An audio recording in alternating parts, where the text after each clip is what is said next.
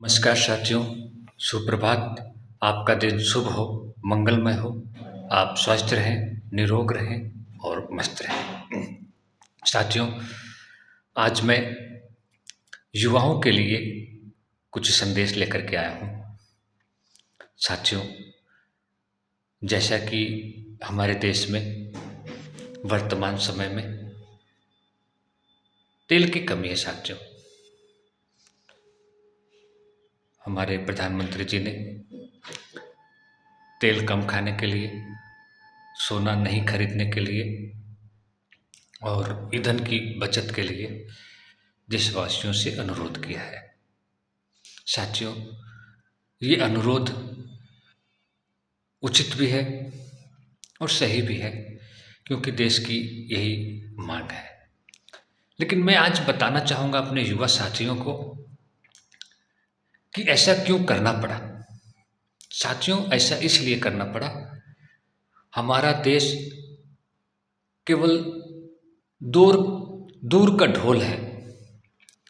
हम जितना इसे मजबूत समझते हैं उतना मजबूत अंदर से है नहीं, जिसका कारण है हमारे देश की राजनीतिक व्यवस्था। साथियों, अगर हमारे देश की राजनीतिक व्यवस्था सुधर जाए तो हम लोग आत्मनिर्भर बन सकते हैं। लेकिन आज हम लोग आत्मनिर्भर नहीं हैं।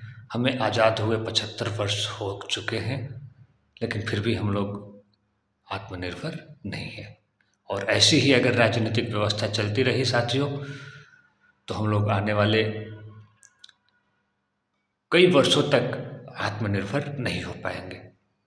क्योंकि हमारे देश की जो व्यवस्थाएं चल रही है साथियों, खासकर राजनीतिक व्यवस्थाएं, वो हमारे देश के व्यापारी वर्ग के लिए ही सहूलियतें प्रदान करती हैं।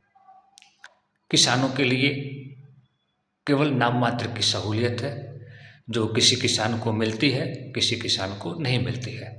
आज हमारे देश में जो हम लोग खाद्य तेल है साथियों, उसका 50 से 55%, यानी कहें आधा से ज़्यादा हमको विदेशों से खरीदना पड़ता है।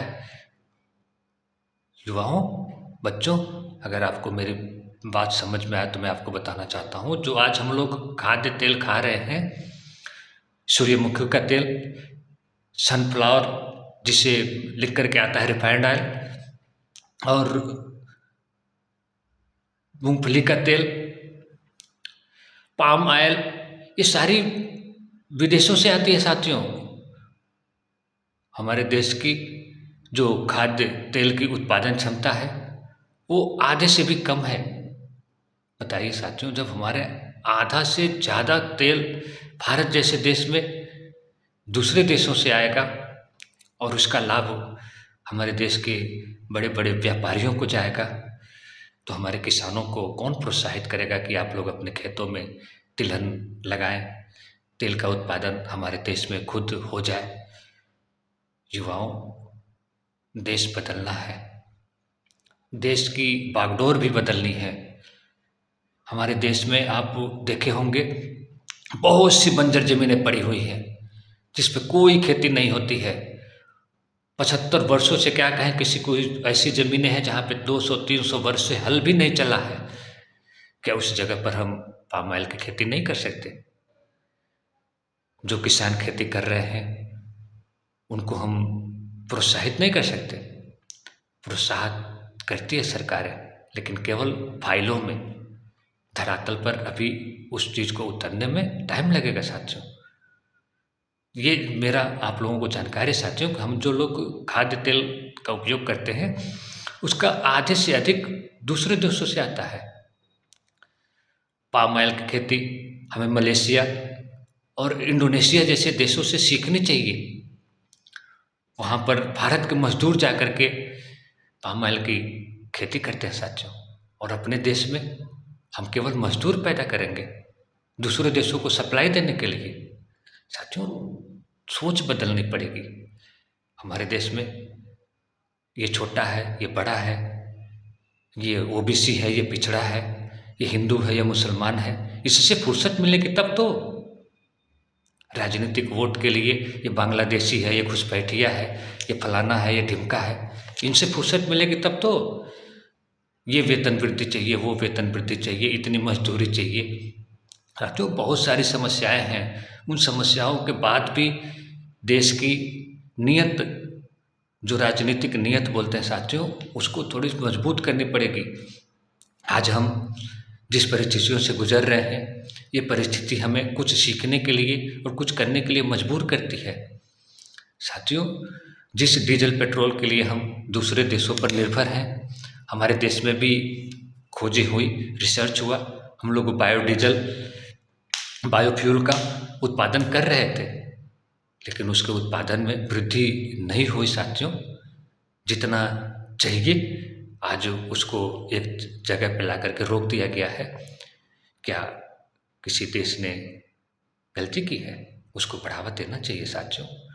मैं नहीं कहता हूँ कि हर चीज़ें विदेशों से आए। आत्मनिर्भर भारत बनने की दिशा में सभी युवाओं का, देशवासियों का साथ बहुत ज़रूरी है, लेकिन जो हमारे देश की राजनीतिक व्यवस्था है साथियों, जो एक वर्ग को लाभ पहुंचाने की, ये कहीं न कहीं उसमें रुकावट बनती है साथियों। सौर ऊर्जा हमारे देश में ज़रूरी है, हम इसका समर्थन करते हैं, लेकिन क्या इसका समर्थन हम नहीं करते हैं कि हमारे देश में जो बिजली कटौती होती है, उसकी भी कहीं न कहीं देश के बड़े कारोबारियों को लाभ पहुंचाने के लिए होती है साथियों। गाँव को बिजली दी जा सकती है, समय पर बिजली दी जा सकती है। जिस समय हम भोजन कर रहे होते हैं, उस समय बिजली की कटौती अत्यधिक होती है। कारण इन्वर्टर नहीं बिकेंगे साथियों, जो इमरजेंसी लाइटें हैं वो नहीं बिकेंगी। इसके लिए साथियों, जिसके पास थोड़ा बहुत पैसे हैं, वो लोग कुछ कर्ज ढूंढते हैं और फिर इन्वर्टर खरीदते हैं साथियों। क्या ज़रूरत है साथियों इन सब चीज़ों को बढ़ावा देने की? इमरजेंसी जैसी होती है साथियों।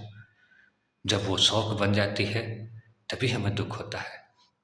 हमारी ज़रूरतें 5,000 में, 6,000 में पूरी हो जा रही हैं, तो हमें 10,000 20,000 खर्च करने की क्या ज़रूरत है? वही 10-20 हज़ार का हम कुछ दूसरा करेंगे। लेकिन नहीं साथियों, हमारे देश की व्यवस्थाएं ये है कि जो एक बार हो गई वो हो गई। आज हमारी सड़कों पर जाम किस लिए लगते हैं? हमने बसों को महत्व नहीं दिया। हर घर में एक एक छोटी छोटी गाड़ियाँ हो गई, टेम्पो हो गए, ई रिक्शा हो गया। साथियों, ये सब कहाँ जाएंगे? रोड पे ही जाएंगे ना। रोड उतना ही चौड़ा है, गाड़ियाँ हर साल 10,000 20,000 बढ़ रही हैं। एक सड़क पे, एक ब्लॉक में बोले तो 10,000 20,000 गाड़ियाँ बढ़ जा रही हैं। ये सब छोटी छोटी जो चीज़ें हैं साथियों, ये हमारे देश की व्यवस्थाओं पर ही असर डालती हैं। एक मोटरसाइकिल पर एक आदमी जा रहा है, ऐसी 50,000 मोटरसाइकिल जाती हैं एक ब्लॉक में। साथियों, जब हम उस चीज़ को बढ़ावा दे रहे हैं, मोटरसाइकिल की, टेम्पो की, जो भी डीजल पेट्रोल से गाड़ियाँ चलने वाली होती हैं, तभी ऐसा हो रहा है। और जब आज समस्या आकर के खड़ी हो गई है, तो आज उसको रोका जा रहा है। साथियों, आवश्यकता ही आविष्कार की जननी है। इसमें से ही हमें कुछ ऐसा रास्ता निकल करके आएगा जो हमारे देश की दशा और दिशा दोनों तय करेंगे।